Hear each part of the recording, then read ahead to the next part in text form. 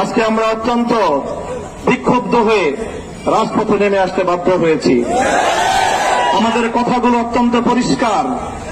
আমরা ধর্ষণ এবং জেনা ব্যভিচারের জন্য সর্বোচ্চ শাস্তি প্রকাশ্যে প্রয়োগের দাবি জানাই।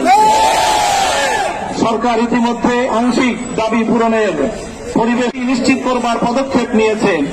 আমাদের দাবি পরিষ্কার, সেই শাস্তি জনসম্মুখে প্রকাশ্যে প্রয়োগের ব্যবস্থা করতে হবে।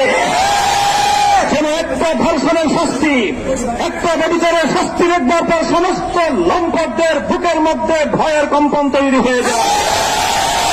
আমাদের স্পষ্ট আরেক দাবি হল, শুধুমাত্র ধর্ষণের কঠোর শাস্তির মাধ্যমে ধর্ষণ এবং ব্যভিচার বন্ধ করা যাবে না।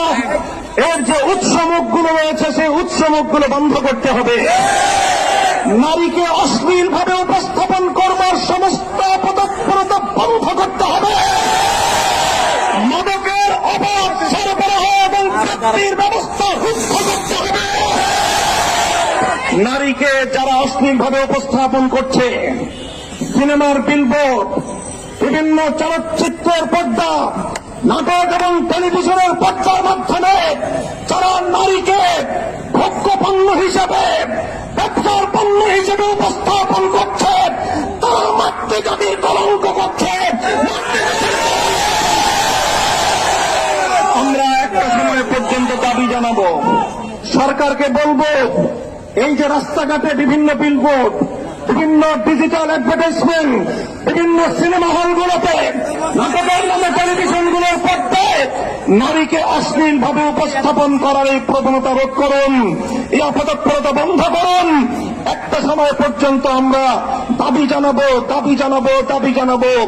যদি আমাদের শান্ত আন্দোলনের ভাষা বুঝতে সরকার ব্যর্থ হয়, তাহলে তাওহীদি জনতা এই অশ্লীলতার আশ্রয়গুলোকে নিজেদের হাতে আমরা